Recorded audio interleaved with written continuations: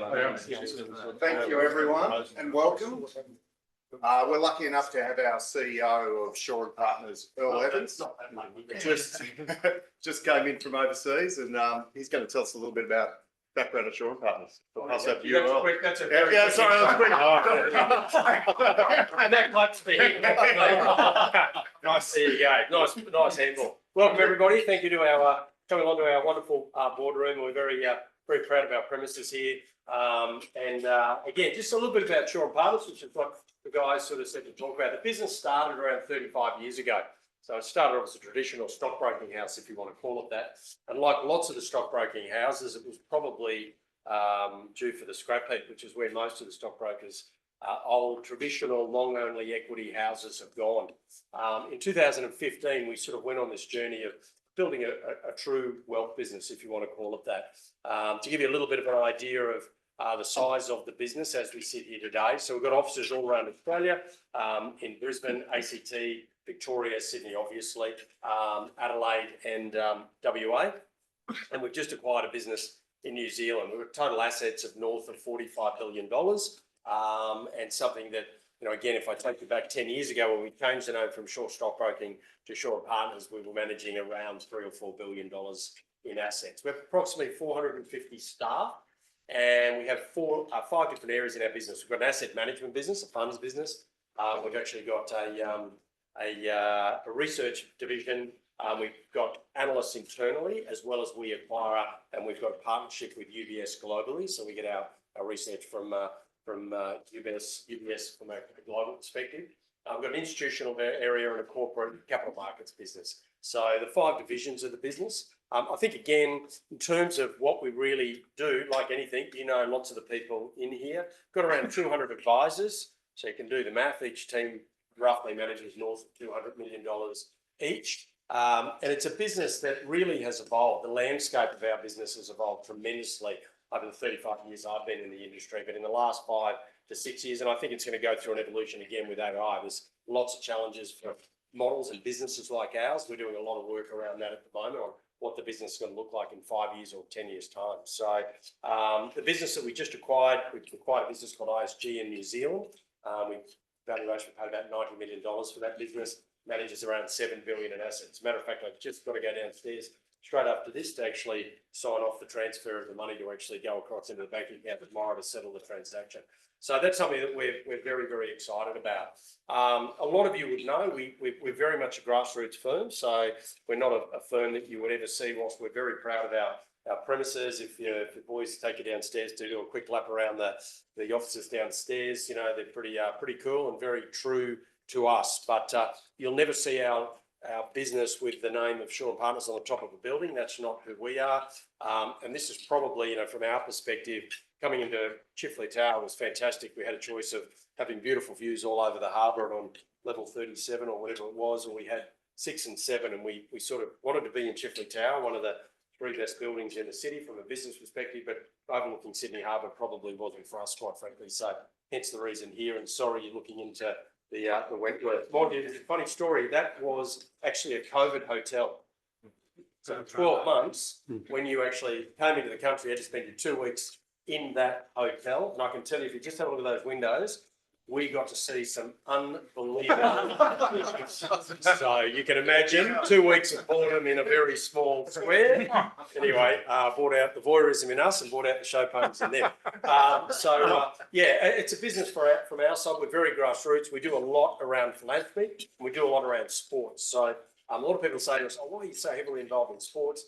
There's no real strategy to it. Like, we're involved with NRL, supercars. We do lots of things with surf lifesaving. We've got a strong association with Surf Lifesaving Australia. We're heavily involved in that around the country. We sponsor, I think, 6 surf clubs. But we really do things that are grassroots, very active, healthy lifestyle, put back into the community. Our foundation is something we're very, very proud of. We've just, I think the numbers, some of the numbers up here are a little bit outdated, but I think we've just gone through $14 million in monies that we've donated out to charities in the last sort of 6 or 7 years. And what's really exciting about us is I don't sit here as the CEO or my board and self-servingly say, oh, we're going to give some money here or we're going to give some money there because we want to actually make ourselves look good. It's actually all driven by the staff. So they go out and raise money, and then our job is to actually match their efforts and match that money.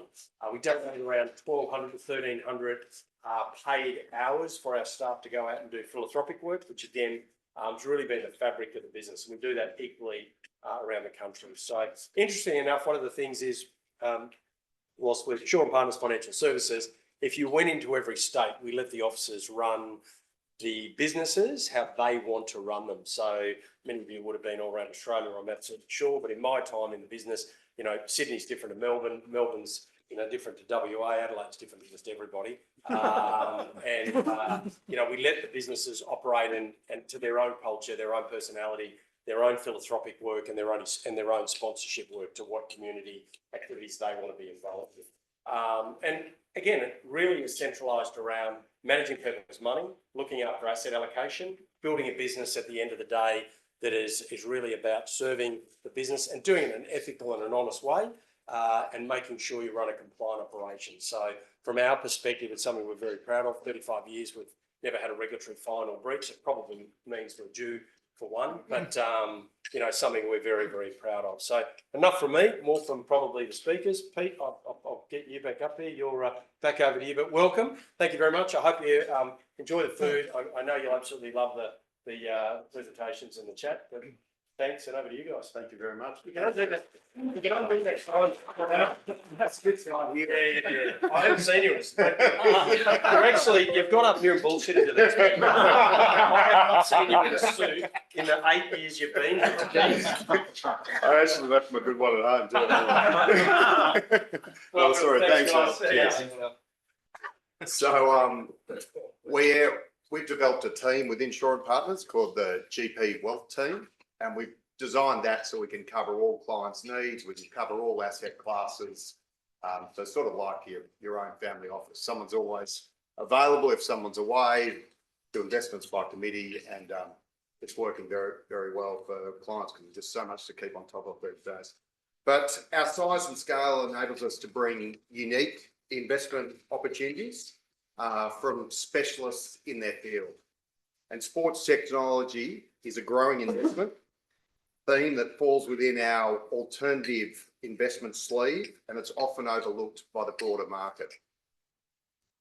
As a number of the investments are early stage, our GP Wealth Team believes a managed fund is a great way to invest in this rapidly growing asset class. It's also timely that we have former Wallaby captain Stirling Mortlock when all eyes are on this British and Irish Lions series. So it's my pleasure to hand over to CEO James Godfrey for an informal discussion with Stirling on rugby, all things sports tech, and the latest in concussion management. I'm just going to stand here for a quick intro, then I'm going to sit down and relax because we really want this to be informal. We want you all to have a chance to ask all of the questions you'd like to ask of Stirlo. But before I get into that, first of all, thanks everyone for making the time to come today. Weather isn't great outside, so appreciate you making the effort. To the team here at Shaw and Partners, Earl's obviously gone, but Pete, thank you, mate, to your team. Everything has been seamless to this moment. We'll see what happens after this. We ran an event like this in Melbourne last week, and as more food was consumed and more wine flowed, more opinions came out, more questions came out. So we hope that happens here today as well. So just as an agenda perspective, really keen to have a discussion with Stirlo, British and Irish Lions, a bit about rugby. Then we're going to roll into sports tech as an evolving and emerging asset class.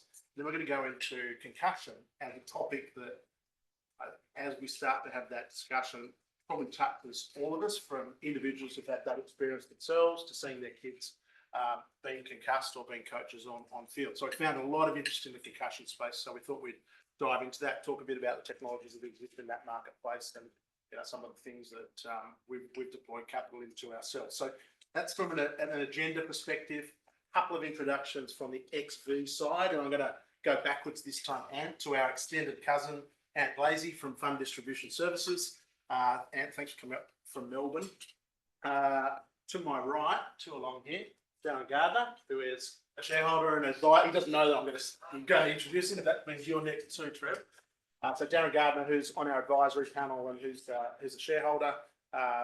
He is global head of human capital markets, human capital and compliance for King Spalding, based on the west coast of the US, but also managing partner here of the new practice here in Australia. And in his spare time on sports, he is a co-founder and co-owner of the San Diego Legion Major League Rugby Union team, and a minority shareholder of the Seattle team, just to hedge his bets when they're playing against each other. So Daz, welcome, and welcome Wyatt. Trevor Folsom, who is to my right, also on our advisory panel, chair of Investable, passionate sports around union, league, surfing, now equine, got into horse racing, and a notable angel investor in Australia. So feel free to have conversations with them about XV, because they've been with us and along the journey as well. So thanks for making the time, guys, to join us as well. Okay. This worked well last week, so I'm going to do it again. Yeah. Sorry, Nathan, I'm going to put you on the spot. So everyone at the table, you got 30 seconds. Name and favourite sporting moment. Could be personal, could be coaching, could be there as a fan. 30 seconds and we'll go. Yeah. I was going to word you up. You thought it was just going to be us talking. Yeah.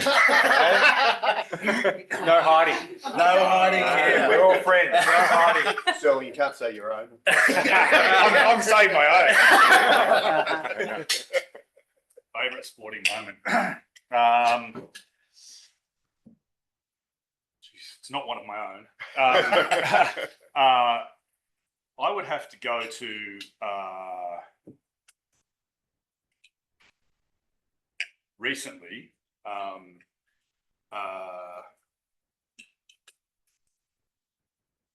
Geordie Smith's winning the WSL. Not a huge one, but he's an icon of surfing world and hasn't had a huge amount of success in winning, major titles. But at the age of 35, I think he is. He's really coming into his own. Yeah, good one. Okay. I'm going to go with the 2006 AFL Grand Final, Swans versus West Coast, Leo Barry, Mark. Oh, yes. Oh, yeah. Good one, Bart. Yeah. Very good. Very good.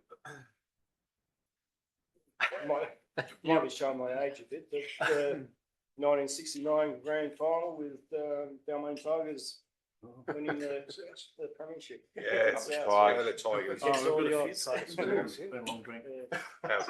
Yeah, we had another drink after that. But yeah, been sad times since. Hills Balls under 16. Nice. Therefore. That's as far as I go. Might be somewhat unpopular on this table. Yes. Johnny Next. Wilkins. Somewhat.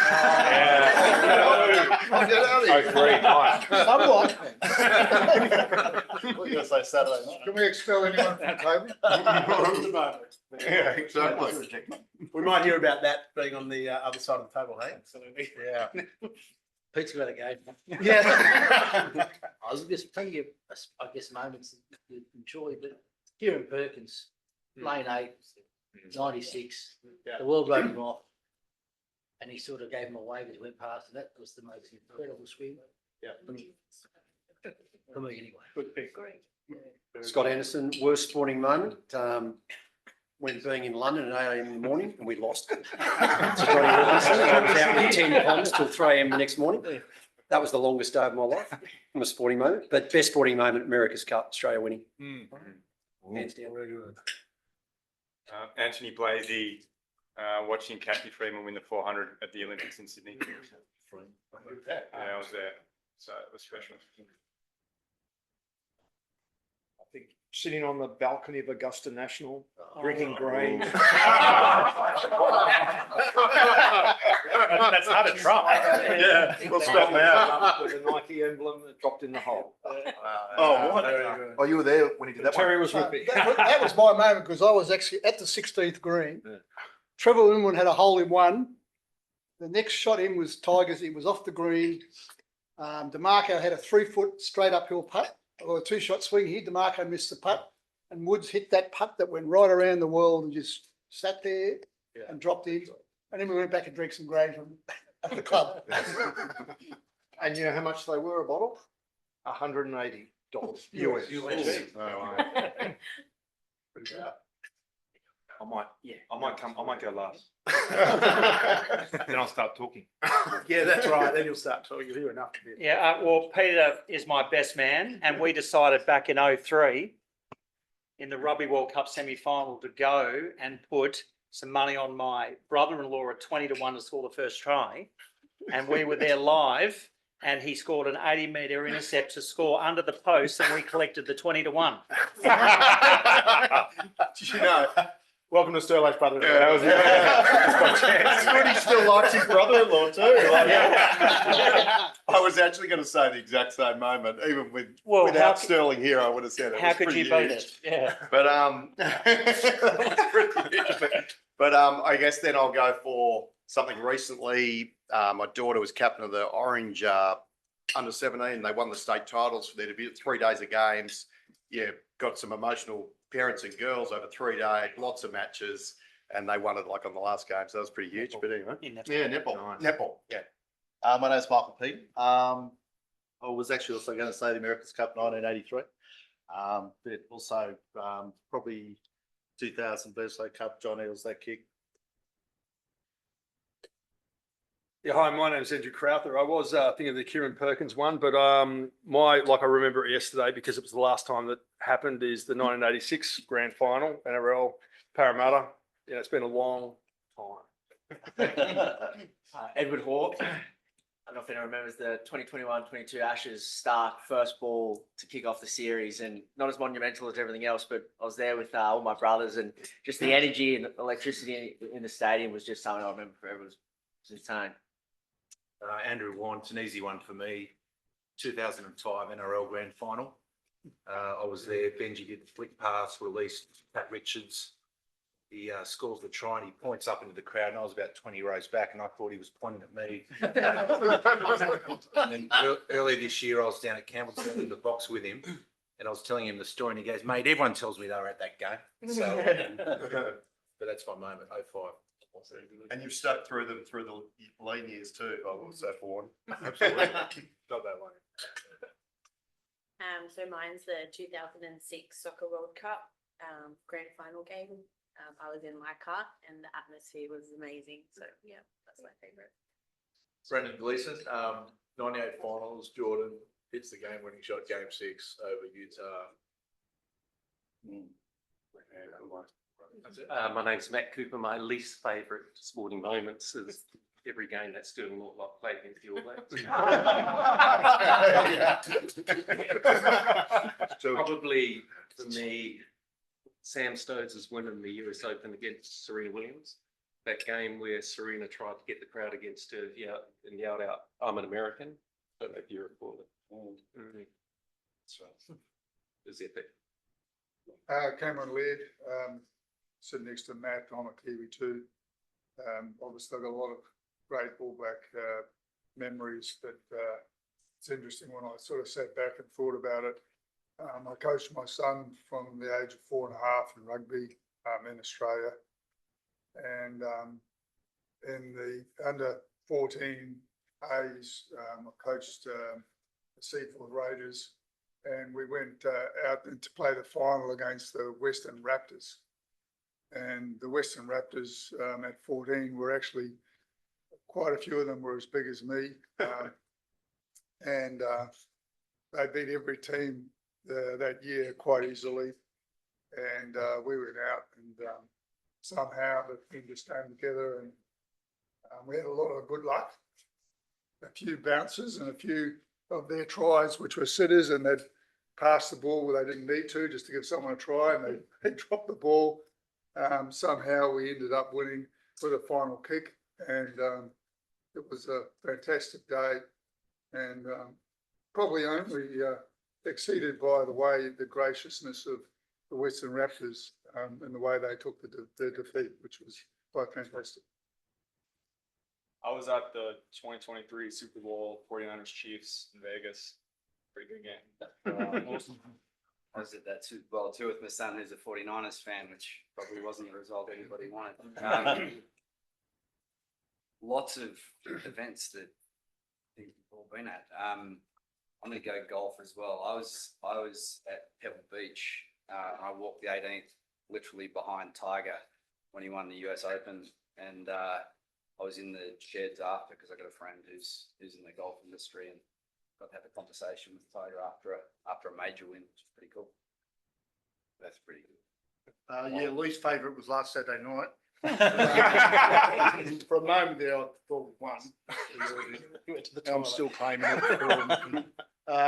But probably the 2000 Olympics water polo grand final, gold medal, about Higgins. Yeah.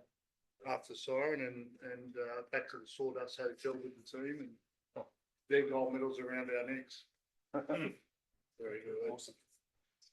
We've got thanks. How are you, mate? late entry. Yeah. How are you? Name, favourite sporting moment. You got 30 seconds. Andrew Fagan, favourite sporting moment. That's maybe the rugby moment. I reckon it was 2013, not 4. 13 Loftus semi-final in Super Rugby. Bulls by 2 or 3 points to get us into the final that year. Then lost against the Chiefs, but pretty special. I've never seen a win there. It's good to be in a place where there's 50,000 South Africans who want to rip your head off, be able to get out both the points and a win. But yeah, that was pretty special. Yeah, but had plenty. No, not me. Still, I said, "What's going on?" I went, "All right." My under-12s rugby league victory for the West Bimble Rabbits. That was pretty special. North Sydney Oval. But yeah, no, that was a good night out. That one. Yeah, very, very good. And look, it won't be my favourite sporting moment, but my connection with Stirling goes back to 1997, and I think at the first game of round 1 of, at the time, the Amy Cup, Gordon versus Eastwood, I was playing fullback in first grade, won the Optus Man of the Match. By the end of the season, I was playing fullback in second grade, and Stirling was playing fullback in first grade. So there's sort of the highs and lows of that.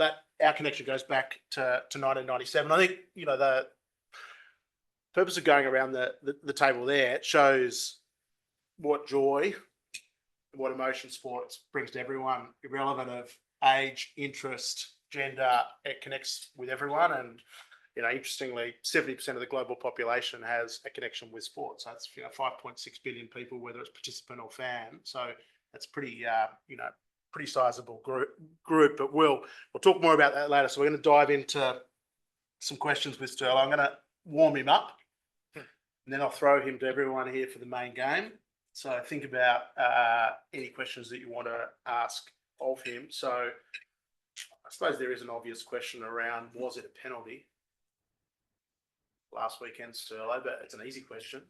It's an easy one. So firstly, I'll give you my personal moment. This is not really, I didn't want to, yeah, I've been lucky to have been involved in my rugby career in a lot of amazing events.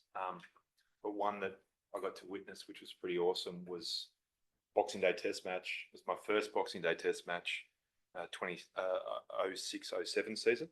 That was the day that Warnie broke the record. Him and Murali Duran were going head to head, but he broke the record.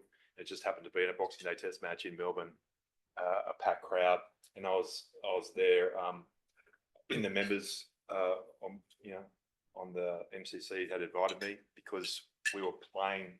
The Wallabies were playing a Bledisloe later on in 2007 at the MCG, which is the only time I ever got to play in my whole career at the MCG. So it was a pretty amazing occasion to see the legend deliver on the grandest stage of all in cricket. I was just like, it was an amazing day to be there. And actually, I was there with my wife, Caroline, and I said, we are playing New Zealand in 7 months from now. And I give you the tip. We are walking off with a win. 7 months later, that's exactly what happened.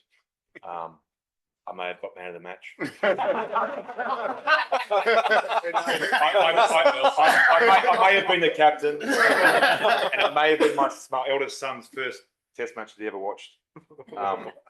So yeah, I mean, I am talking about myself now. So, but it was really, there was a full circle of things that seeing Warnie at his best in probably the most amazing stadium, certainly in Australia, if not the world, and then going out and competing later on was pretty awesome. Very good. Last week At the same stadium. so at the same venue, rugby doesn't get to play at the MCG very often. So to me, whenever you get to play at a cathedral or something that has real tradition and history, if you don't walk off with a W, it's a real miss in my view. I remember a couple of years ago when the Wallabies played at the SCG. I think it was against Wales, was it, or South Africa? Anyway, they just lost narrowly, and I thought that was a huge miss. And unfortunately, the Wallabies, went down in a really amazing game. Was it a penalty or not?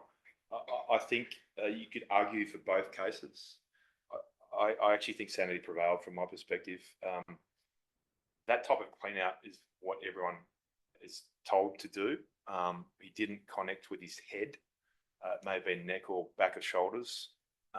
You could argue that he went off his feet, but I just think that there are a lot more reasons why we lost that game than that one little incident.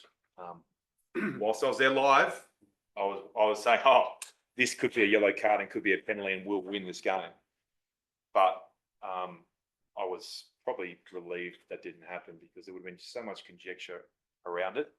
And then there would have been so much, hysteria going to this test match. Would have been good though. we certainly would have been, dialed in, and no doubt the Lions would have been absolutely going crazy. Unfortunately, that's not the case. But I think it's the right decision for world rugby. It's not the right decision for Australian rugby. And mate, Lions tour, obviously, third and final test this Saturday. 40,000. I think it's the numbers between 40 and 60,000 people travelling through a player's lens, whether that's a Wallaby player's lens or a Lions player lens. What is special about the Lions experience? Well, I think that if you look at tradition, history of our game, certainly as a player, playing for your country is an honour. Then playing Bledisloe Cups because of the history against New Zealand, the connection with New Zealand is a real honour. And then Rugby World Cup happens once every 4 years. There's other ones, like playing against England is a huge one, just given the history, the rivalry. But I'd say that's that. And then once every 12 years, you get the privilege and honour to play against the British and Irish Lions. Now, they get a chance to tour every 4 years, but in Australia, you only get to play them once every 12 years. And, I think the weekend that just passed, that sort of intensity, it's even a level above what a normal test match intensity is like. So it's awesome. It's a privilege. And the best thing about a British and Irish Lions too is the fact that because they are the home nations, there's 4 of them, they always tour and play, provincial games and lead-up games. And historically, they used to play a lot more. They used to play country, and you could almost be a Randwick or not necessarily, but a smaller team gets to play against this amazing British and Irish Lions outfit, the best of the 4 nations. And swapping jerseys, and maybe if you've got a try, you've got a story that you'll be regaling everyone in the bar for the rest of your life, right? And that's what it is. It's pretty unique, and they need to do that to build up their combinations, to build up their cohesion to play test matches. So it's always going to be an iteration of that, which I think is fantastic for our game. And I guess the end of it is that I actually never got to play against the British and Irish Lions. So in 2001, I was sort of at the peak of my powers. I was sort of 24 or so, had played a full season of test match season in 2000. And unfortunately, I got injured. It was probably my fault I got injured. So basically, Rod Kafer had the ball. I thought he was going to cut the ball to me, playing the Brumbies against the Queensland Reds in a semi-final. We should have scored earlier, but we hadn't. And I wanted to make sure we scored. He didn't cut George Smith to me. He actually passed to Georgie Smith. I slowed down. Georgie Smith then passed it to me. I had Graham Bond outside on my right, unmarked. He would have scored untouched, but I was a hog. And so I just dived on just to make sure we scored the try. And as I dived, two Queensland players jumped on me and my shoulder just popped straight out of its socket. It took a long time to get that shoulder back in too, which was pretty annoying. But that was my season over. You retired by 2013. Sorry, and then and unfortunately, 2013, the second time around, which George Smith had done, and now James Slipper has done, but they're the only two that have done it. So you've got to have amazing longevity to play in 2 Lions series. I was thinking of maybe trying to go one more year round down to the Melbourne Rebels, but my body had packed it in. I was talking before to a few of the guys that I actually, once I retired in 2012, I've hung up the boots and I haven't played ever since. Haven't even played, won't be playing tomorrow night in the Legends game or anything like that, just because I played 15 seasons and had 15 operations through my career. My body's still pretty good, but I had a back injury that was pretty debilitating. And then I had to rehabilitate a lot of strength, a lot of core functionality that I haven't done since I retired. And so the best way the surgeon described it to me, your disc is like a tube of toothpaste with a little bit of a hard seal on it. If you squeeze that toothpaste, you're more than likely going to rupture your disc again. And I said, thank you. I will not be doing that again. So, yeah. One final question from me before I throw it out to the table, and woke up thought about this one this morning. So you captained Australia 29 times out of 80 tests, experiencing highs and lows. So based on your personal experience, give us a sense of what Harry Wilson, the young captain, would have been going through this week, right, with the players. That sort of the emotions that would have occurred from on field and then leading into preparing for this Saturday, and what this Saturday would mean, and through your personal experiences and your captain's lens. Yeah, well, I think firstly, I think a lot of the younger players probably wouldn't have understood the importance or the significance potentially. And I'm only talking about that through experience. So, I mean, I didn't get to play no one. Let's be really clear on this. But talking to David Lyons was a young, successful, Wallaby against the Lions, coming off the bench in a few of the games and whatnot. He literally, and Lino's only, I think, a year or two younger than me. He literally didn't really understand how significant it was until way later. Sometimes that can happen. I don't think Harry as a captain underestimated it, but I think that there would have been a huge sense afterwards of just, like that was the biggest game of my life and we fell short, and it's just, it's incredibly depressing. I think that I was lucky in my career only to be in once or twice where we had a dead rubber against the All Blacks. There's nothing worse than playing a game that means nothing. From my perspective, I'd imagine what he would have done and what the team would have to do is you go through that whole process, almost like the grieving process and whatever, but you've got to park that eventually and focus on what we did really, really well, what we could have done better, why we should have won that test match. And then in particular, what's the anchor for this weekend? And I think the anchor for this weekend is to prove to everyone in the world that wasn't a fluke. That game, the intensity and the level, the output that team put out for most of that match was outstanding. And you don't want to be an exception. You want it to be the standard, the norm moving forwards. So I think everything about this week for the Wallabies will be that intensity must be our foundation. It must be our level, and everything needs to be aligned accordingly. It's very hard to do that though, very hard. So it's a huge challenge because there is a chance. I said this before last weekend. The British and Irish Lions are a phenomenal team. They have still not played an 80 minutes performance. That's a complete performance. Now the shackles are off, they could potentially try to do that And if they did that, they could put 50 on us. That's how good they are. But I do hope that the Wallabies do the opposite. As I've said, they go out there with the mindset and the intent of proving to themselves and proving to everyone that this is where we're at right now. And if that's the case, rugby in Australia, the Wallabies are in really good shape leading into the World Cup in 2 years' time. Yeah, awesome. Okay, that's awesome. I'm sure there's some questions out there. Michael, you're going to go. What would you compare a low point, losing that round game to Wales for Australian rugby last year versus the weekend last Saturday? I mean, we think about low points in the Wallabies games. You know, when Bernard Foley didn't kick out in time and scrum was given to the All Blacks and the All Blacks beat us for a Bledisloe. I mean, we've come a long way since that semi-final in the last World Cup.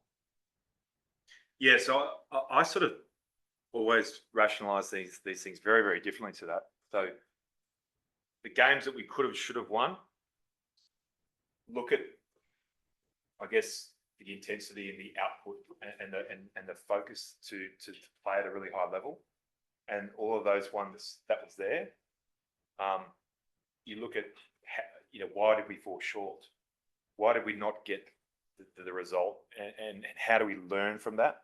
And that's probably the one thing that, when you have continuity of coaching staff, continuity of program, continuity of players, you can get that output. You can actually, we know what we lost. Under fatigue, under immense stress in that pressure, there's a number of core skills that we fell away from, i.e. like even individual tracking in defence and connection in defence. It wasn't through that penalty or lack thereof that they lost. So actually going through the game and understanding in moments why we did what we did. In particular, there was probably in the first half and towards the back of the second half, the team went to shut the game down mode, right? And that to me was terrible. So I'd be looking at that as, I hope that wasn't a game plan from the coaching staff, but given that point in time, if we're in front, let's shut it down. Let's roll the forwards around and just eat the clock up, because that's not Australian. Australians are best when we back ourselves and play really free spirit, attacking footy. And that's what the team did for most of that game. There's a number of things that you'd be looking at in that regard. But so historically, yeah, the World Cup with Eddie Jones, when we were nowhere near it against Wales in that in that pool match, they're ones that you look at and just say, what have we done here?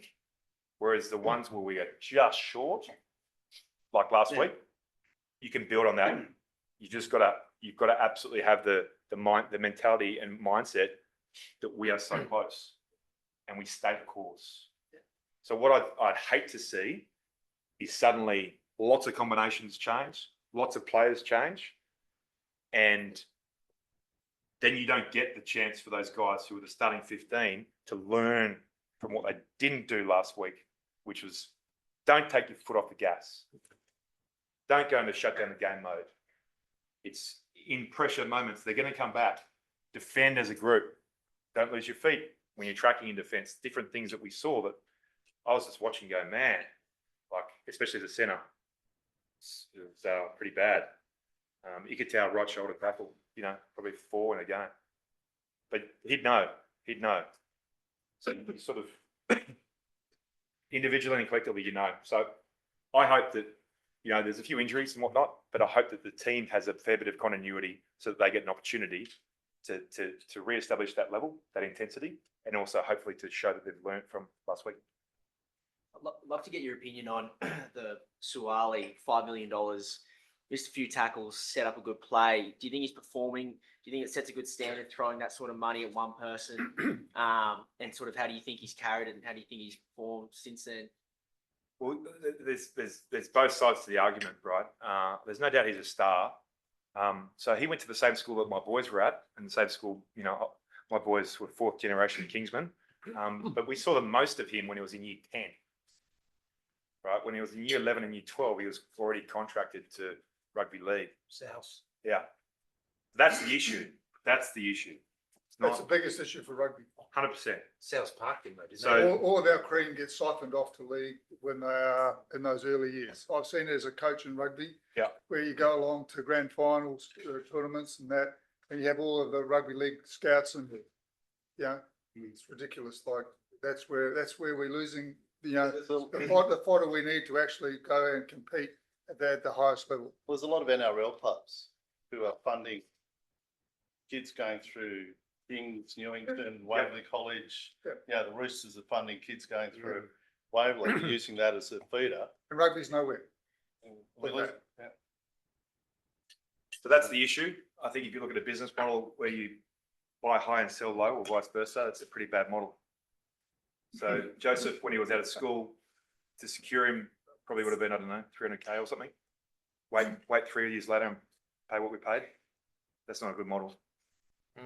Full stop. And interesting And at you that can- time with Shaw and Partners and the Manly connection as well. Tolo Cooler and Kaya Weeks, who used to be at Manly and he's now at down at the Raiders, I think.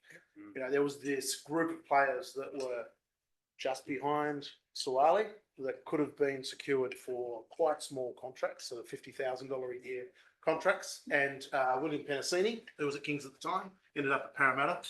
Yeah. So they could have done that, and they didn't. Sounds like Moneyball. Yeah. So three kids going for it. So that's that one. But then also, irrespective of how much you paid for him, he's a really talented player, but he's going to make errors because he hasn't played 13 test level. It's 21. Yeah, he's going to make errors. If you didn't want him to make errors, which is what happened in my career, I actually played my first 2 seasons of Test rugby. I played on the wing, and that was excellent for my development at 13. Excellent wing. Don't get me wrong. If you make an error on the wing, often it can be catastrophic.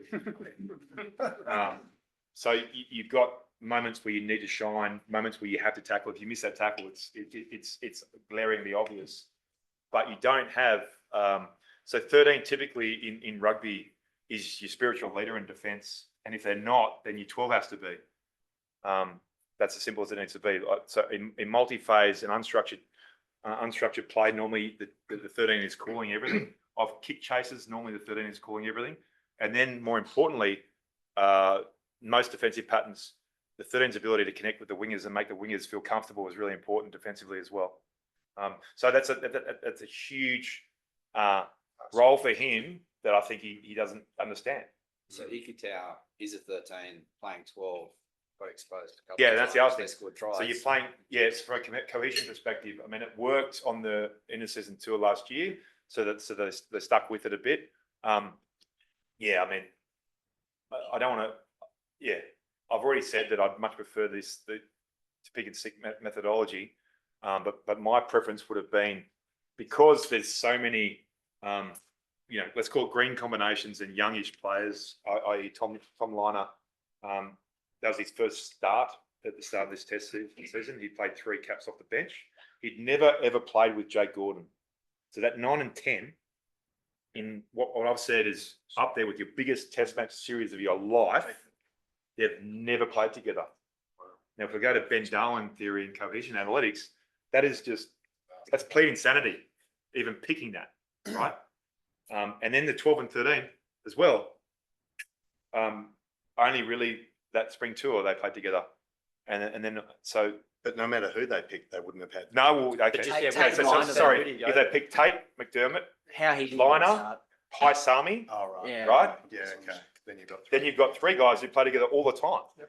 So again, when I was at the Brumbies, when Fags was involved with the Brumbies in our heyday, I was really lucky. So I didn't realise this, but I was Brumbies' really well established team. In '97, we got into the final. I came to the Brumbies in '98. Now, we had a really bad year in '98, had a lot of injuries and different things, but also new coach. Again, cohesion, that'll get you. So new system, new process, that's always going to screw with your results anyway. By 2000, we had our act together. We should have won the final if some idiot had kicked their goals. Yours truly. But we won in 01, we won in 04, and we're in, finals in 02 and 03. I think we had a bit of a blip. But when I got picked for Australia in 2000 test series, you had George Gregan, you had Stephen Larkham. Now I was playing the wing, but often I was coming off those two guys a lot of the time, and we had players where that was the case. And then Joe Roth was either at fullback or on the wing as well. So I had like 3 or 4 teammates that I was working with all the time. Yeah. So it was actually, I don't want to sound disrespectful, but it was easy for me to play test football because I went into those games with lots of combinations and history with those guys that I play with the Rugbies. That was so good. And they were awesome. They were world class. Now, these guys aren't world class. So I think it's more important to choose combinations.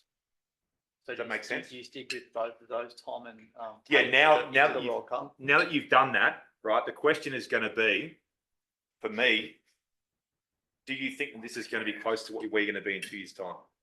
Yeah.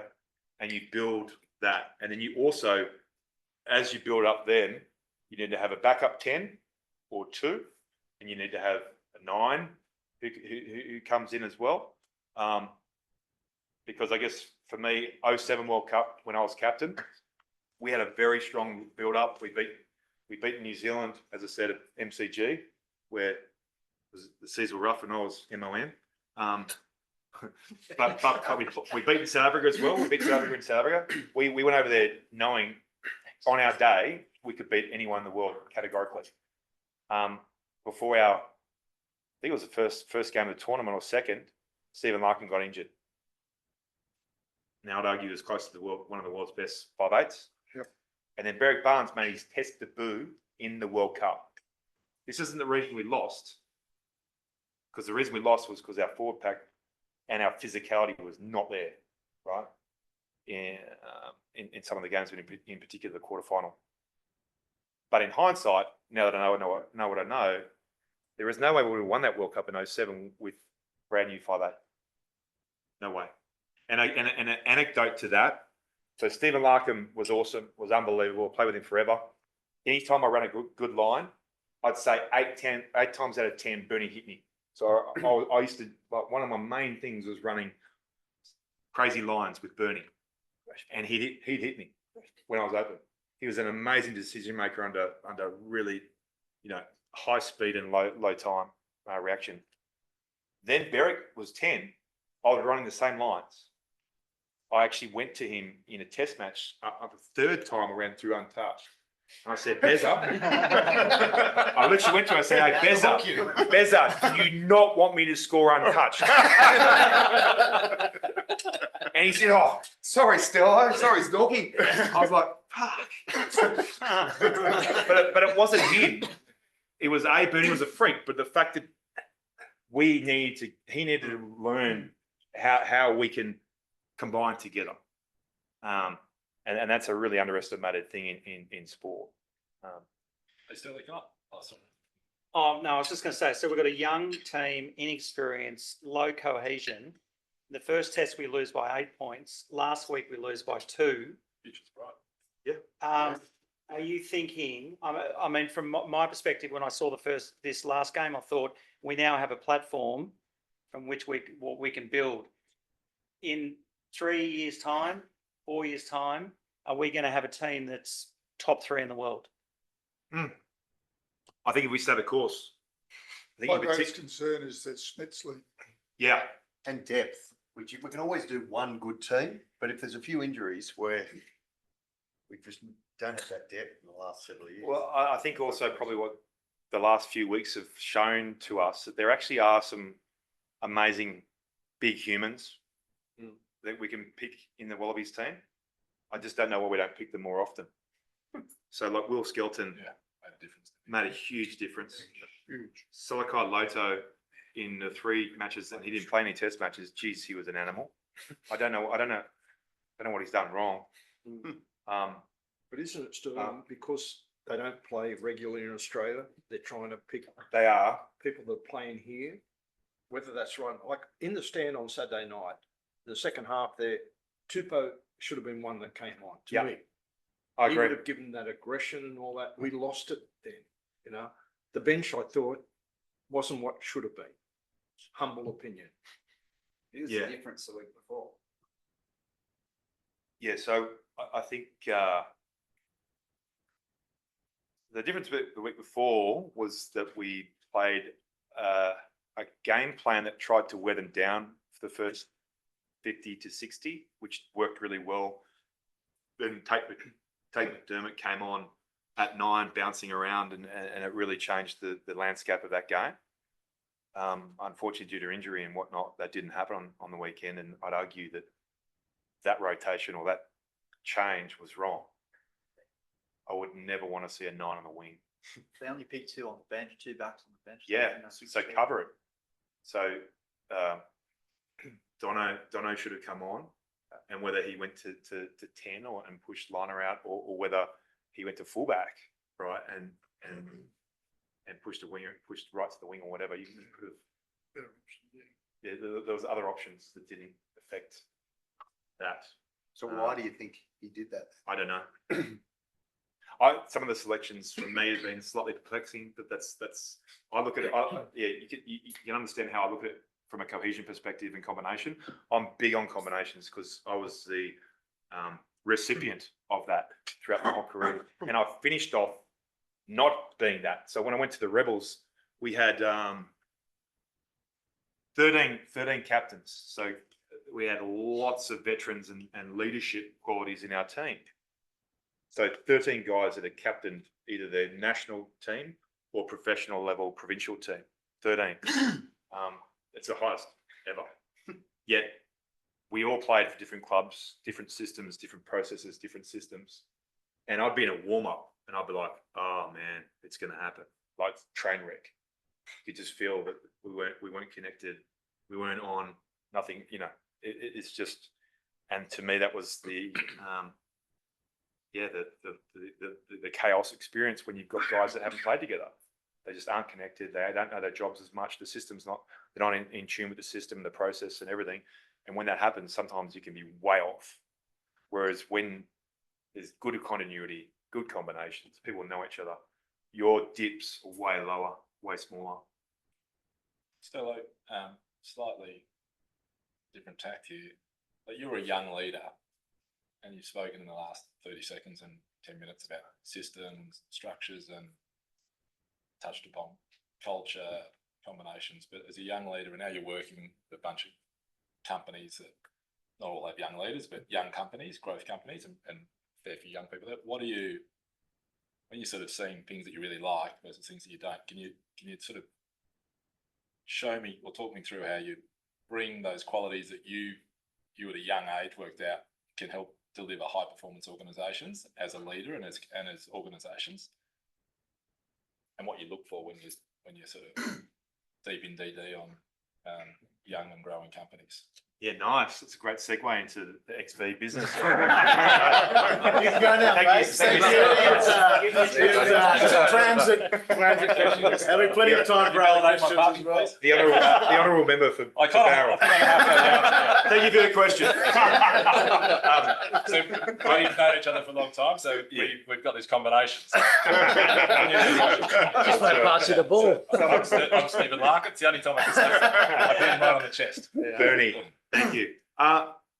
So I'd say that there's a bit of certainly a bias, or maybe not bias, but certainly we have a weighting towards the founders and the executive on the way we do DD. Categorically, from our I guess objective DD as we do, we got 3 stages of DD. The second stage is the main one where we measure them, and the biggest weighting is on the founders and the executive and their history. Have they worked together? How long what have they done previously? Have they had an exit? All these things are really, really, really important. Have they built a business prior? That has massive weight. So that's the first thing. And then I think the second thing is our model is that we've got an advisory business and we've got an investment business. And our ideal scenario is the advisory business. We advise the sports technology businesses on how to get more traction in APAC. And ideally we do that before we invest. And the main reason we're doing that is to really get to know the problem solution fit. Is it right for the market? Are the founders and the executive, are they malleable? Can they pivot? Can they deal with all the stresses that is building a scale up company? Because all these companies are scale up.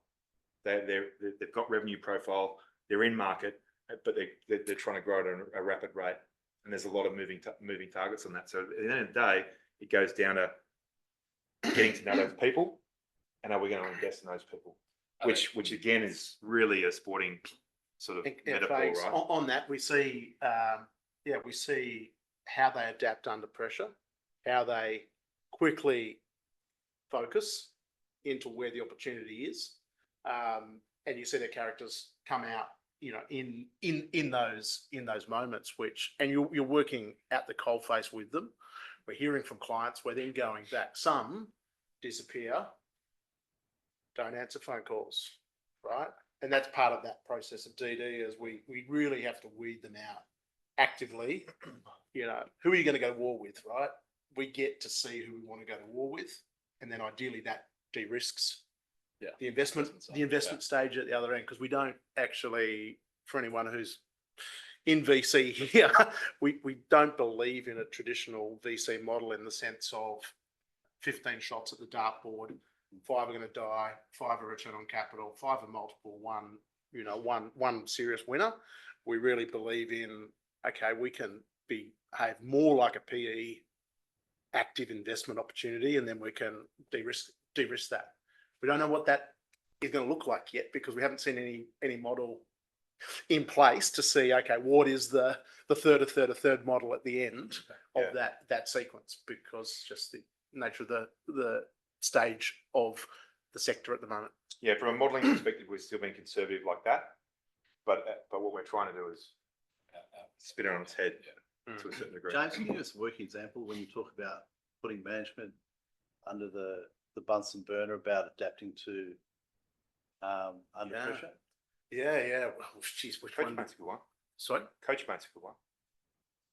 Yeah. Okay. Yeah.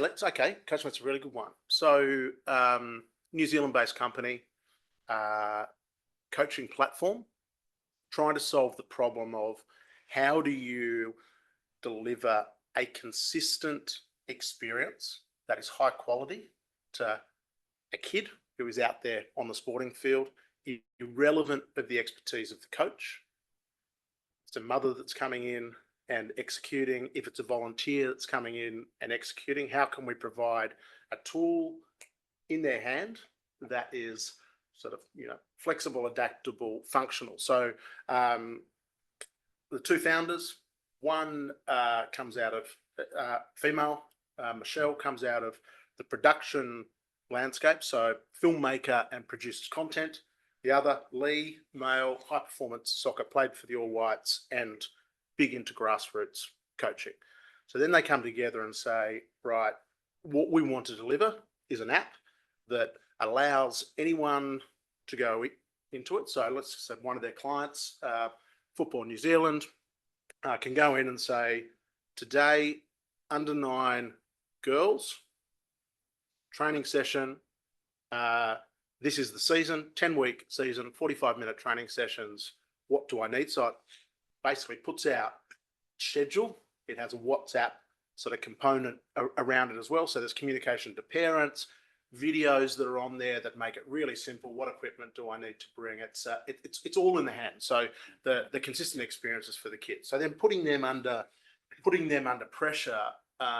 They initially started really focusing on a community-based platform, and that was their focus, passion, blinkers were on there. And what has evolved has been that the bigger opportunity was to use that platform as to solve a bigger solution in schools, right? So away from the community piece, but the issue inside the schools environment was that national governing bodies were sending out PDFs and flyers to teachers who were then doing things in classrooms. They were not capturing the data of those kids in the classrooms, capturing the parents, capturing that family. And what that platform has evolved or has found a bigger opportunity in the school space to provide a solution that, engages families. So under pressure, when we were dealing with Cricket Australia on the coaching platform, we see Cricket Australia say, okay, no, this is our problem. How are you going to solve this problem for us? And then they go through the process of, we can use this platform, but we're going to have to build a few other things on top of that.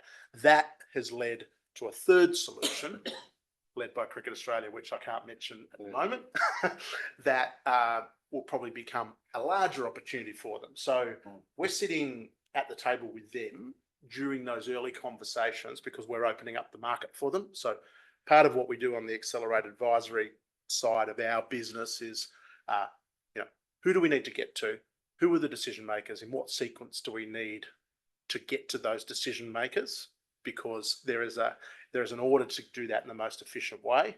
And so we saw that, we see that process of a client changing the problem statement that we thought we were solving and sending us in a different direction that can then be rolled out to other governing bodies. And that will be at the moment, from the meetings I'm in, the schools play is the one that. So really AFL, that NRL. executive is whether they're open to embrace that change and pivot to a different. Yeah, and they're not emotionally attached to the original idea, to be able to pivot, to be able to adapt, then to be able to go and reshape, reallocate resources in a particular direction, then execute on a project for Cricket Australia in a certain period of time under budget.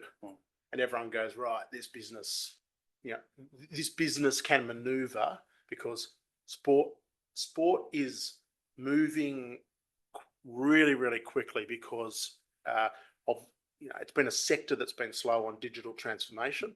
And as institutional investors are coming top down into sport, one of the key levers they're focusing on is digital transformation. So sports are embracing it. It's moving quickly, and the businesses that we're investing in need to be able to adapt and move really quickly as well. Another example of that as well, when we had one of the sessions with them probably 18 months ago, we spoke about white labelling.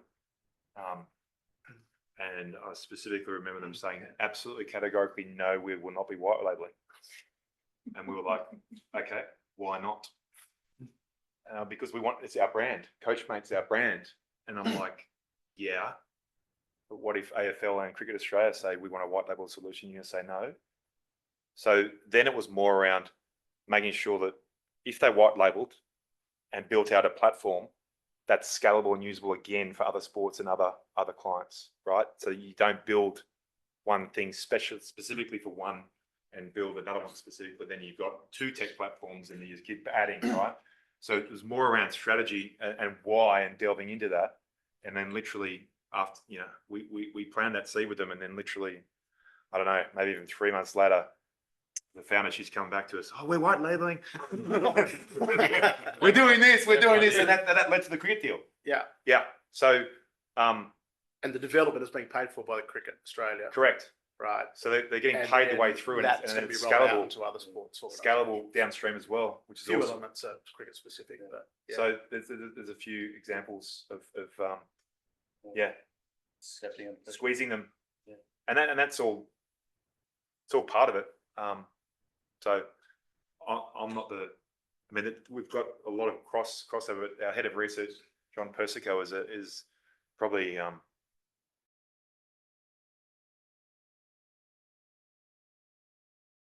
he consults to Bain Capital and Portis in his spare time, and he loves being part of the XV stable. So he's a fantastic resource for us when we do these strategic sessions, and then it's it's even like, do you buy, build, or borrow, right? Some of the technology companies, once they start getting a bit of momentum, it might be just easy to buy distribution, maybe. All these questions we start throwing at them, not necessarily saying we have the definitive answer, but we certainly have a view on how we help them scale. What about Trojan horse opportunities? Like, for the example that you just gave, you could actually get powered by in that training program. That's as well. it. Yes. And then you get the brand recognition. Then No, you've got they've the got ability it, to go exactly. out. That's how it happened. Yes. Okay. I probably didn't explain that at all, but yeah, it's powered by Coachmate. Yeah. So it still gets brand recognition. It's just not, it's a Cricket Well, it's Australia. brand diffusion as well, which means that the behavioural change required for them to go out on their own down the track is far less than what it otherwise would be, because you can call on these sort of stories that you've just highlighted. Before we sort of jump into a few more of the weeds, if I can sort of take just everyone back up in the helicopter for a moment, and then we'll come back in and dive in just around, I suppose, what the opportunity is. Some people sort of go, okay, sports tech. You know, what are you talking about? Is it a wearable on my hand? Is it, you know, talk to me. This sounds pretty narrow. But if we sort of jump first of all right back into the helicopter, we talked earlier. I mentioned a figure earlier. 70% of the world is engaged in sport in some way, shape, or form.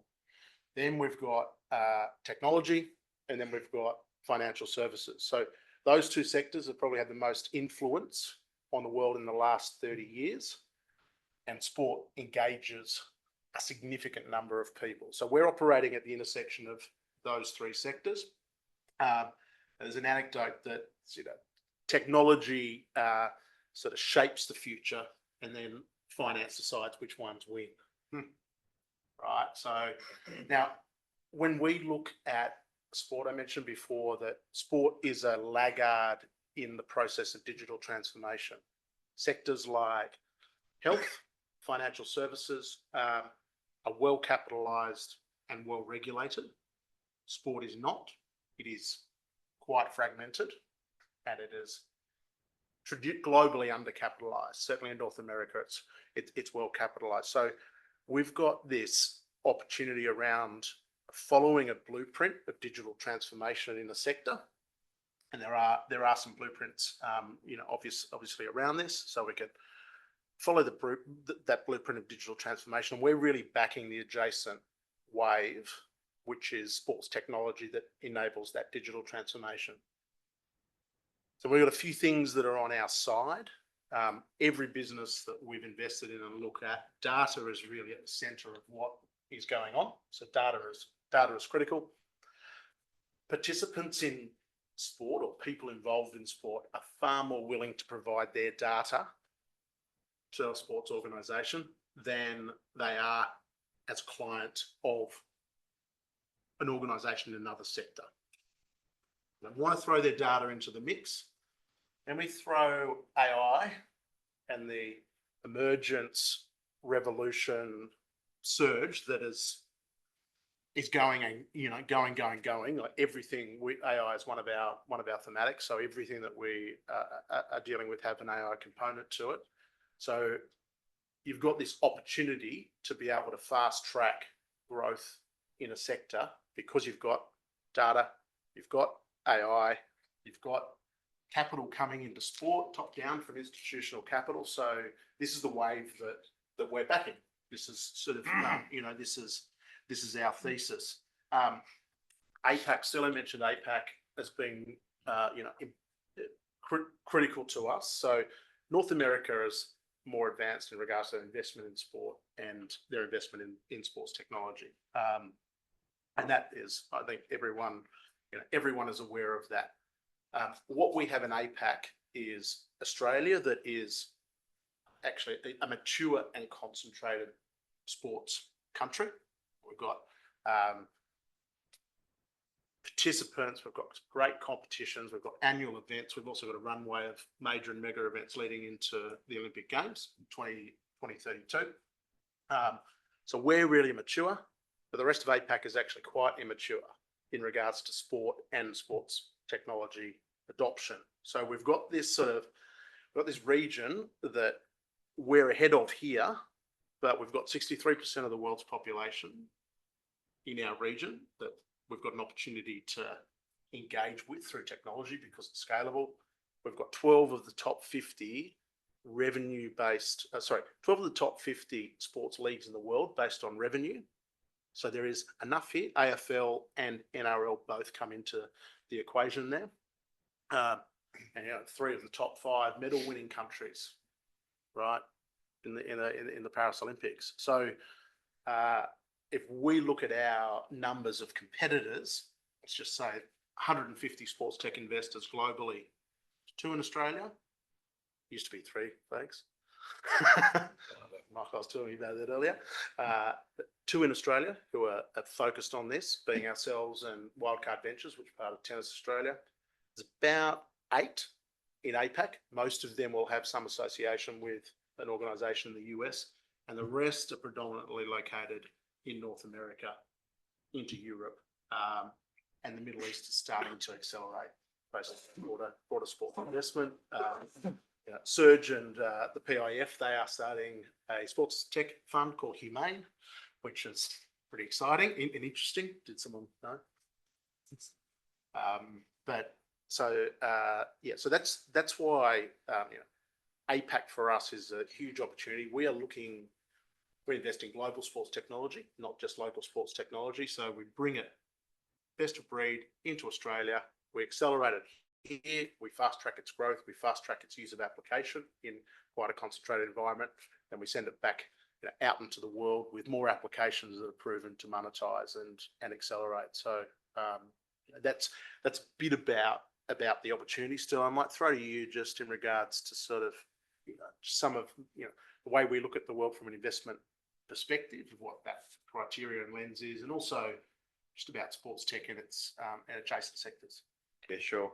So I think God has already mentioned that we sort of there's 3 main buckets that we look at from a sports technology. Like, what is sports technology? We're happy to look at mass participation / community sports tech solutions, looking at high performance or human potential sports technology solutions, and the business of sport, so commercialization, the whole box and dice. And effectively, those 3 buckets really do cross over and everything. God has said before, wearables. I don't have my watch on today. Normally we have a wearable on, but we're happy to look at all those different technologies.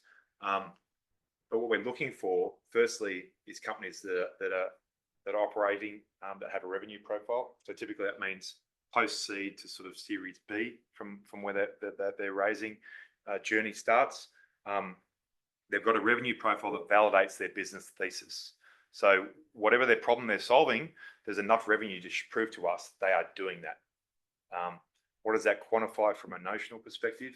Typically, it's around about $1 million of revenue. The lowest we've gone into is one that's 500K revenue, but they're doing really well and growing really quickly. So that's why we went on early. Just on the revenue piece. So typically, what is the profile of where they're getting the revenue from? Is it a governing body within Australia for a sport? Or what's that client profile look like where the revenue's coming from for these companies? Yeah, it could be any of the above based on what problems it's solving, or it could be doing league deals at national governing level or league level or team level. It really varies. Right. Could be funded by a sponsor. So a sponsor might come in and say, we want to pay for this technology to go into an ecosystem to achieve certain outcomes. So there's plenty of different funding sources, not just the governing body, direct to consumer funding. Correct. So any D2C model will, less margin, but more users normally. Right? But so it really does vary from as far as who are their client and who actually pays for the service. Knowing full well that, as we said before, sports are under-resourced and under-capitalised. So, that's where being active with a company for a period of time to make sure that if their customer or client is a sport or a league, does it solve a problem significant enough that they pay for it? Or, as God has said, is it brand funded? Do they create a sponsorship category that actually funds that adoption of that technology? And then for us, ideally, if it's at the elite level of sport, does it go all the way through to mass participation? Now, obviously, if it goes all the way down the curve to mass participation from elite, it increases the addressable market. Not to say we wouldn't invest in just a high performance and it's only at the elite level, but it's got to have a big enough addressable market for us to warrant to do that. Ideally, if it does more, that's for us a positive. And then, in particular, linked to the company, does it have a scalable revenue model, and can it go across multiple sports, multiple regions, and ideally multi-application and multiple sector? And I guess I'll just throw out one to give you an example of that. So one of the companies that's in concussion technology, it's an instrumented mouthguard. It's based out of America. They're the leader in instrumented mouthguard technology globally. They've signed an exclusive 3-year deal with World Rugby. World Rugby will not use any other mouthguard. And right now, for all the professional level in men's and women's, via Bluetooth and accelerometers that are in these mouthguards, there's an iPad that's on the sideline, and within 30 seconds of someone having a big knock, it actually pings the sideline and says number 12 needs to come off. Wow. So that's integrated right now in World Rugby. All the players are wearing these mouthguards. Yet at the same time, we've known that concussion is an issue with military and armed forces. But since, getting involved with this company, especially in America, over 35% of armed forces military in US suffer concussion in training or deployment. And a lot of it's actually in training. Especially a lot of them are doing it when they're practicing parachuting, where they fall down haphazardly. So they're using the mouse guards in training, and they're also using the same sensors as blast sensors and shockwave sensors. So shockwave may be a real issue for the armed forces. So already now, they've acquired 20,000 units. Department of Defense over in America, and right now they're looking down the barrel of, I think it's anywhere from a $3 to $8 million order. So it's something that we know solves a massive problem in collision sport and contact sport, being the two main problems it solves. Well, there's three, but let's just go. Second impact syndrome. So undiagnosed head knocks, and when you get another one, either in the game or too soon afterwards when your brain hasn't healed, that's a no-no, and I know this from experience. And then secondly, cumulative load. So you might have a lot of medium level collisions, but over time that may have a more serious impact than big ones. What this technology does is every single time a player wears it in training and in game, and that's what they're doing, it quantifies every single collision. It even tells, the platform even tells what side of the head and where the impact was. It's that specific. Cumulatively, so it won't reset for every game. Well, It just stores the impact. It stores the information on the platform. So right now, literally World Rugby had every single game that the players have played in the last 2 years, every single impact they've had in the last 2 years. So that example you gave before, where the sideline gets pinged, number 12 needs to come off, is that the result of what may have happened in training as well? That's gone. No. So right now, this is a really interesting one. So the next iteration is certain players will probably have an ability to deal with more contact than other players, right? And or if you've had potentially more impacts in training or more cumulative load, it may reduce your ability to deal with a head knock on the weekend. They haven't got to that level yet, right? There's a huge data lake that they're getting right now, and they're integrated that into predictive models around lowering the tackle height and things that they're doing. That's already happening with World Rugby. But so I'll go back high level right now. So every single chief medical officer that you talk to in contact sport will say straight away, when you talk about concussion and the problem, there is not a longitudinal data set that correlates concussion with CTE. They'll all say that. That's fucking true, because there isn't any data, right? There isn't. In our view, the mouthguard's the simplest way of starting a massive longitudinal data set, so that eventually we're a lot more aware of what creates longer term issues downstream. But also CTE, the only definitive way to do it is post-mortem. So there's a whole chicken and egg scenario going, man. Too many people are still alive. Yeah. But it's really interesting hearing you this talk about the mouthguards in rugby union. And because I live in Australia, we get fed a lot of league, and it's interesting hearing around the table the number of high sporting events involving the league. But when you're watching league and they'll have a head clash with one guy coming in with a high tackle and hitting the other, and the commentators go, well, how could he avoid that? And I'm going, mate, try watching a bit of rugby union where that's just a no-no anymore. So it's quite interesting, the difference in the complete denial in the commentary and just the way in which they go about league. I assume that, one of the huge areas with these mouthguards would be the league. Maybe they don't even want to know that yet. That's a challenge. So, right now, NRL are trialling. There's 2 teams that have been trialling the mouthguard technology, and there's 4 teams in the AFL that are trialling. And so our focus XV as effectively what Prevent Biometrics, they're the company, they're based out of Minnesota.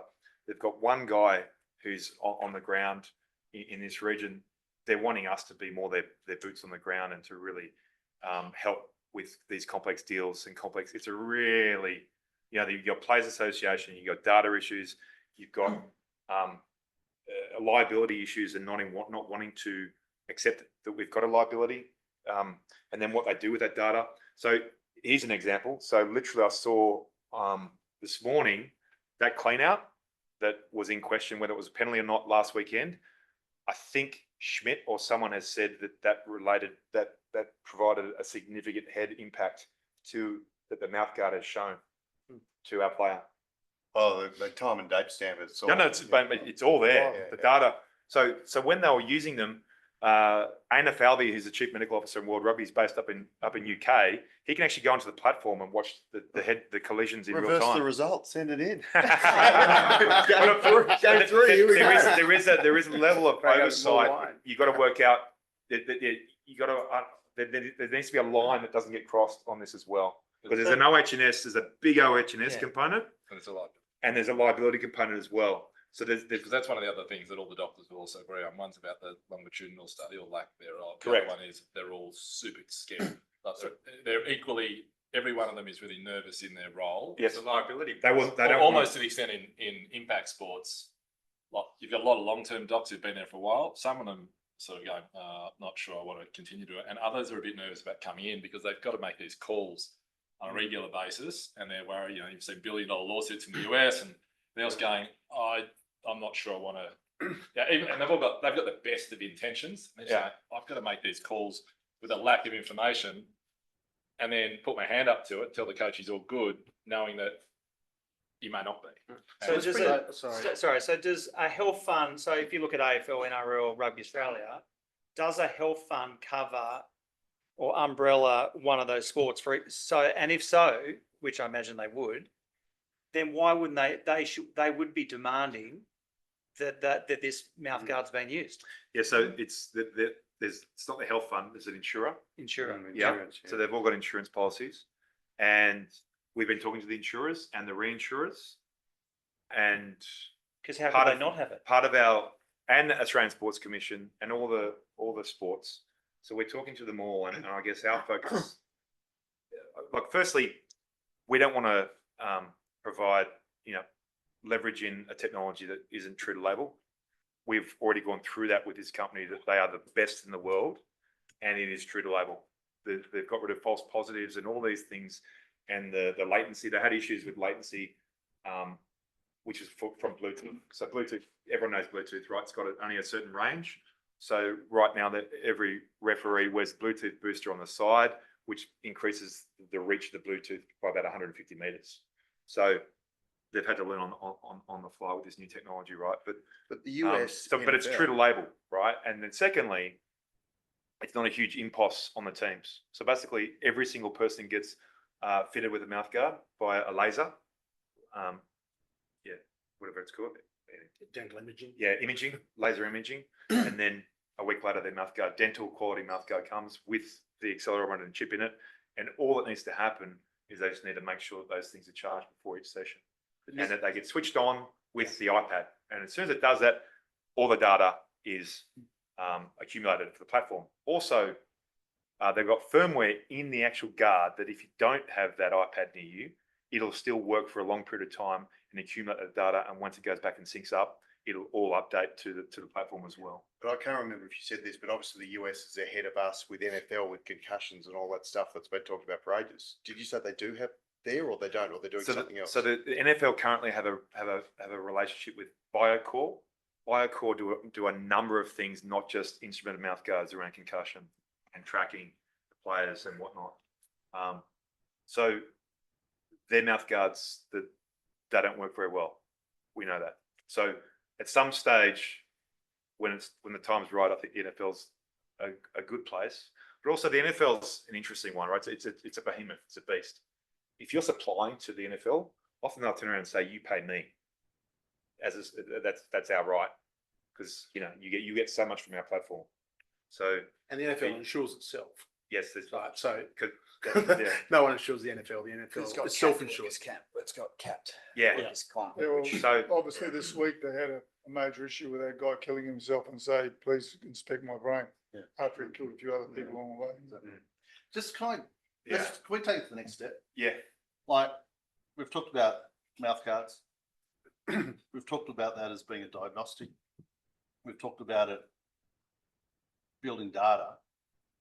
But the burning question is, post that traumatic injury, is the rehabilitation and the return to play, which that mouth guard can't do, right? 100%. So, we've been involved in another company which is in vestibular ocular motor screening, which does baseline testing, so that when you do have that traumatic brain injury, your normative level is your baseline. So is there another step towards this in relation to rehabilitation that these guys are working on, or? Yeah, I mean, look, not necessarily with Prevent. I think our XV lens is there's no silver bullet in market at the moment. Now that may be an opportunity for a roll-up play to be able to, once we determine who best in class in each of the modulars. Now there's blood, there's saliva, there's ocular motor tracking, pupillary applications, goggles, multimodal, right? It's multimodal, multi-device at the moment. So, and there's agregated platforms as well. Correct, and we've sort of gone high conviction on the one that is most advanced and is getting the most support from the sport that is leaning into concussion, in the highest level. Now, but in technology, the leader normally does win in these things, doesn't it? especially when you're capturing data. Yeah. And again, this whole piece that I mentioned before about AI progressing the application of a product without data, you don't accelerate it. Now, ideally, Sterling and our view is that there ends up being a concussion platform that is capturing data that is fed in from a bunch of modules, right? From multiple sources. The UK have been able to crack the nut on this. The first thing that they needed to do was to have a consistent return to play protocol of 21 days between every sport. Because if you think about a kid or a person in sport, let's just say a kid goes and plays, goes to rugby union on Saturday, plays rugby league on Sunday, goes skateboarding with his brothers in the afternoon, then turns up and goes to school on a Monday and goes to school training. Now, that school does not know what has occurred. If he got knocked out at rugby league, the school does not have any idea. We'll go to rugby union training on a Monday afternoon. Second impact syndrome is where the significant risk occurs. So a platform that allows people to be able to be basically green light, red light about return to play protocols and what has occurred. The UK has led into that. We've actually approached the Australian Sports Commission around that particular platform. We are a bit behind here in Australia in embracing it, but we embraced the 21-day return to play protocols last year off the back of the Senate inquiry concussion the year before, right? So we're on that journey. Now, there's another organisation that is in our broader portfolio where we help accelerate it. We haven't yet invested in it, called BrainEye. Michael, we talked about it. It's an application on a phone. It is ocular motor tracking, 30 seconds. You'll have your baseline and a community baseline, and it will tell you whether you are outside of that and you are basically, good to go. 25% of kids who have significant concussions have not been recovered in 21 days. A lot of people going the scat test too, right? The game of scat test. As Sterlo says, it was the only competition he didn't want to win. Was when you did the manual testing processes to baseline yourself. Well, you can talk to it. Yeah. So the scats in the UK, just quickly. So who drove that? Was that a political overlay? Like how did they get that through? Just Yeah, it was government. It was government and Yeah. philanthropy that got it through. First of all, a group called Podium Analytics was heavily involved. Ron Dennis, ex-McLaren, was chair of that particular business. Oxford University were aligned with it as well. So it was a So it's true basically sort pulling of it all in and then public-private plugging and play. partnership. Yeah. And they got around the privacy issues because they focused basically on the parents putting the kids onto the platform because the sports needed to have full exposure to those kids, and that's how that platform was dealt with. If anyone needs to Sorry. run, please feel free to. Yeah, you're not offending us by having. What time do you guys have to be out of here? No, unless you're we've got until 3 or whatever. But just want to make it clear if you have to go, that's no drama. So SCAT 6, yeah, love an acronym. So it's just Sports Concussion Assessment Tool, right? It's the 6th iteration of that. It's a very manual test, and as Scott has said, when we did our baselining, that was the one competition that you didn't necessarily want to win. I'm not saying you fudged it, but you didn't go as hard as you needed to or anything like that when you did baselines. So my personal view, again, I got concussed probably at least 10 times in my career and had to stand down from playing twice. I had lots of injuries. I said I had 15 surgeries. So every injury I had usually was a scan or an x-ray or something. Diagnosis, prognosis, then rehabilitation and return to play or whatever. It was very, very clear what path you needed to take. When it came to my brain health and everything, it was extremely grey. I remember having an MRI. That was mainly to make sure that I didn't have a bleed in my brain. That was the main reason. MRIs are a lot better now than what they were then. But against Wales? No, yeah, that was a good one. That was against Wales. I caused Jamie Roberts to have a basis skull fracture. So I'd argue he came off second best than me, but I was absolutely out of it. He was on the field for longer than you. Yeah, he lasted on the field longer than me. Until he I caught up with JR last week. We always reminisce that moment. But yeah, so my whole personal view, and I guess it's, I guess our role or my role at XV, as I said, we've got a head of research, but to a certain part of the conversation, I'll be active with these companies to get to know them, get to know the founders, get to know the problem solution. In particular, my personal view was technology, once it catches up, will have to be the answer around concussion. And the greatest thing now is we're almost there. We're almost there. The mouth guards are true to label. They are working. It's categorically recording what they call as a head acceleration event. And it's doing that in a linear methodology, radial methodology, linear, and then also a cumulative load, which is, so those are accelerations, right? So they're meters per second squared, and cumulative load is measured in joules, which is a stagnant number. So those three main outputs are what, it does a lot more data, but that's what it is doing consistently with everyone. And it's proven. A lot of the other technologies like biomarkers, saliva and or blood, ocular motor tracking is very close as well. So for us, it's investable when A, it's got the FDA and TGA approvals, and then B, there's a revenue profile that we can see that it's actually solving problems and being used, and we can see it scaling.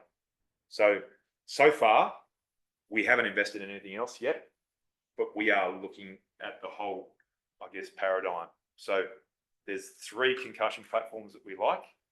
Podium is one of them. There's a number of biomarker companies that we're looking at. There's a number of different goggles or ocular tracking devices. At the moment, we like the app because every single person in the world potentially can have that in their hands, or at least, a huge percentage that have a smartphone. Has that proven itself out? Not yet, but it's close to it. That's why we haven't invested. So for us, that's how we de-risk this, but we know that the solution is a platform, multi-modalities, and you input them all. And then as a parent, you won't have any, or you'll have a lot less concern.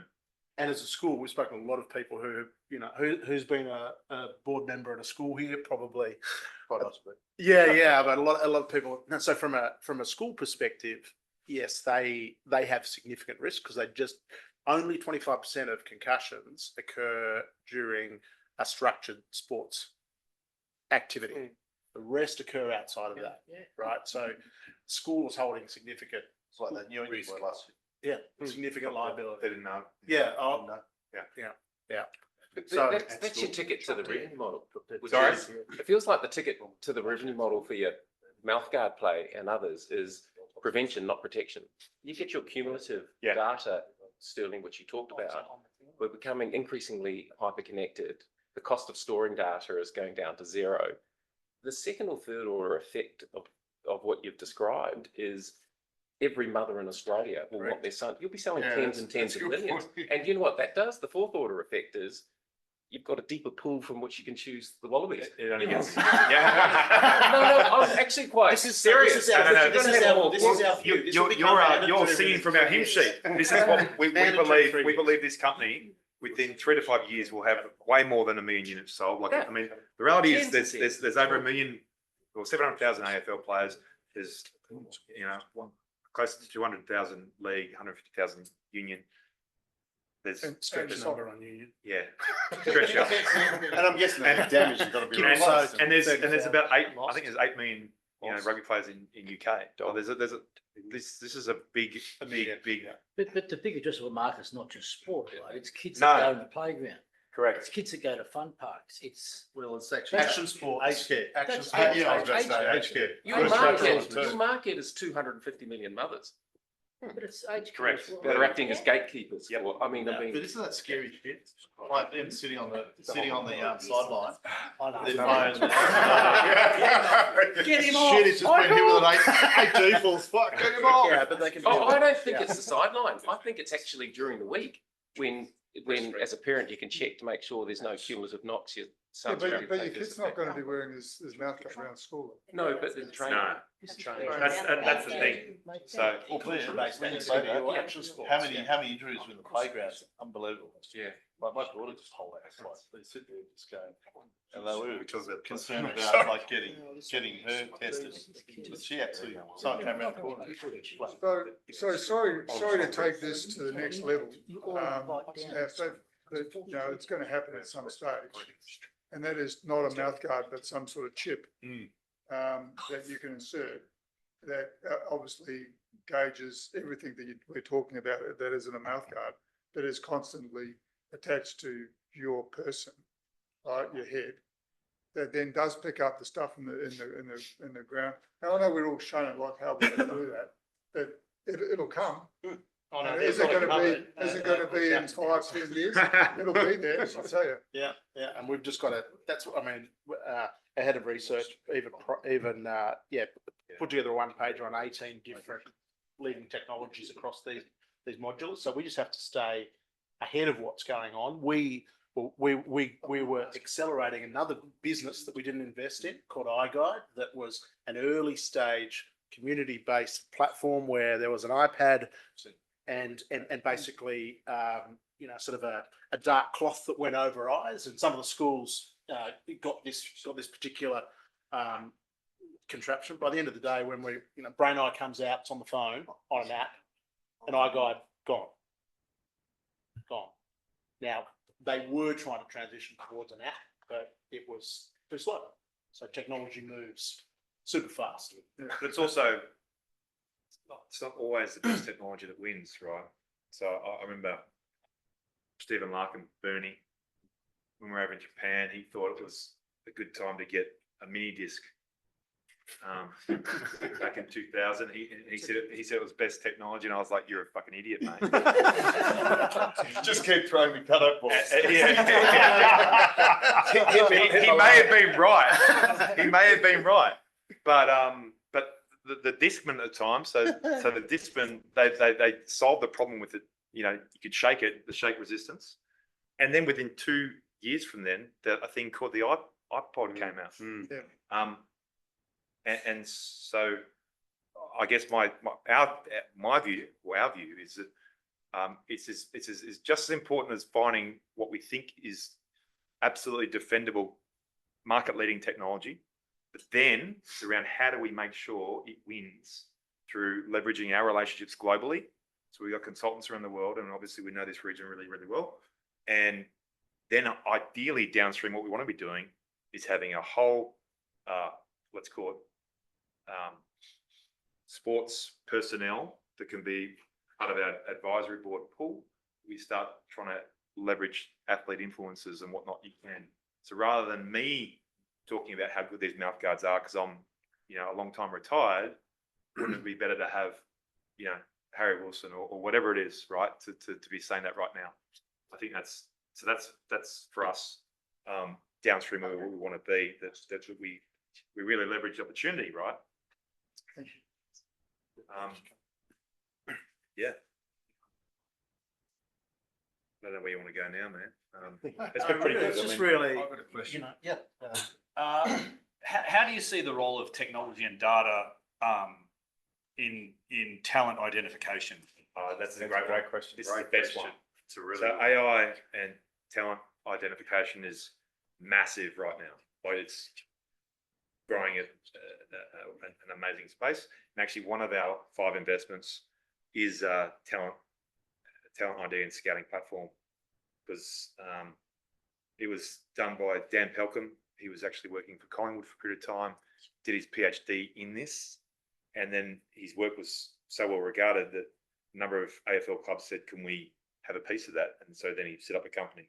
Now he's in football/soccer. He's got a number of marquee clubs globally, and they're in the sales cycle right now. So right now there's about, I think, 10 to 12 clients that are using it. Most AFL clubs are talking to him about his platform. And then also what they're wanting to do, which he didn't think would be an opportunity, broadcasters are talking to him about, let's just call it, when you watch the NFL, quarterback efficiency ratings, QBR, or anything like that. So proprietary, using traits insights, proprietary modeling on what's a good back versus a good forward, all those sort of things. So using that data. So what they do is they scrape all the data sources and then break it down to approximately 6 different foundational core skills. And then based on the team, on how they play, and based on how they want their individual players within their team to play, they weight them differently. And then it's with all that data, it then has an output of what that player is like. And so what they actually do, they say, for instance, me, they could go, right, he's Sterlo, he's 35, he's going to retire, he's old. But this is his fingerprint or his traits as a player. Right. I want to look for the 16 to 18-year-olds now that have the same or very similar footprint or fingerprint to him. Boom, press a button, up comes the top 5. And this is all feeding through the next gen. It's called traits. All coming from wearables, is it? Like all the data. Yeah, it's integrated to all the data. But all the next gen clubs around Australia and obviously globally are feeding all this data into their central database, and then that's feeding into the AFL, for example. So that's a really interesting space, and it's moving so quickly with AI too. So the one question that we have, which is what God has said, is, what proprietary IP or what proprietary level or business moat do you have? And if you're not creating the technology, if you're not creating the data, can AI just wipe you out? And that's a genuine question. Yeah, so having businesses that have proprietary hardware framework that captures primary data through its own IP, and then rolls into software and an algorithm. And an example of that, which is our first significant investment, which is inside the fund portfolio, is a company called Sportable.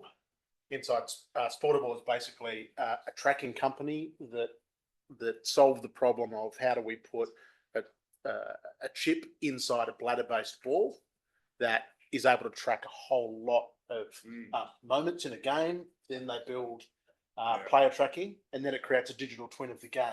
Right? So the proprietary technology exists. It's the only ability to capture that data. Then that data goes to broadcasters, it goes to betting agencies, it goes to high performance, it goes to the medical team. Right, there's all its data that is there. So that's now start off in rugby league. We've got it into AFL. It's in American football now, and various soccer balls. You Nike can see who kicks it the furthest, the highest, the whatever, hangs the longest. Going into a direct to consumer product so that you can go to Rebel Sport, buy a smart ball, you've got your Bluetooth app. Yeah, right. Kids can compete against each other around the world. Who's doing the longest kicks that can use the scouting tool. Yes. So there's so much out there. Well, that was a And then the betting big angle, question. right? You can become the armchair coach. You can make your own changes with the digital game. And fantasy. Fantasy, new derivation of fantasy football. Yeah. So I think I don't know whether there's any further questions or whether depending we're happy to stay around and happy to chat. I think that if anyone is more interested in what we are doing, it's probably best to go through Simo and have a chat with Simo about it. But at the end of the day, we have an investment fund that focuses on sports technology, and we have underlying special purpose vehicles that allow people to go directly into technologies that they have genuine interest in. So we've got the ability to balance out between those. So if anyone is interested in having further discussions or getting exposure as to start to build, we'd love others along the journey. Like we're pioneering something here in Australia, and it would be great to have you all involved. Yeah. Thank you. Well done.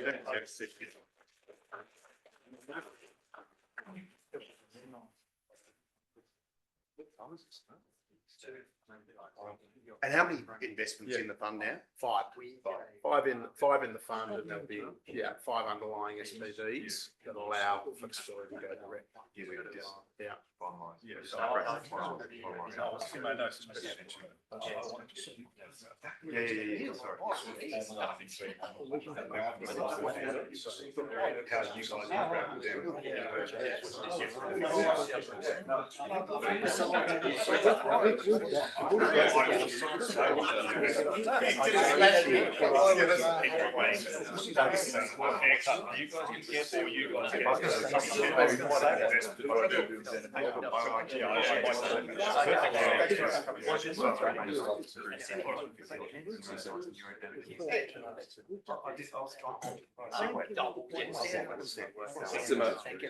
you very much. Yeah, thanks. Cheers. No worries. Oh, totally. Yeah. No, the access to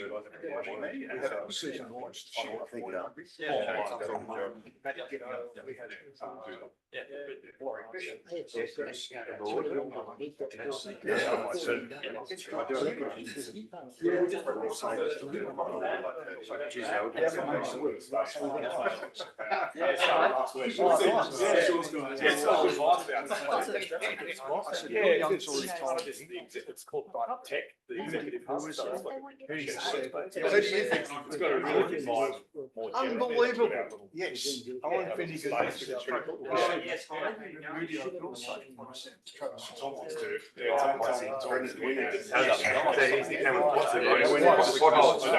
You're avoiding what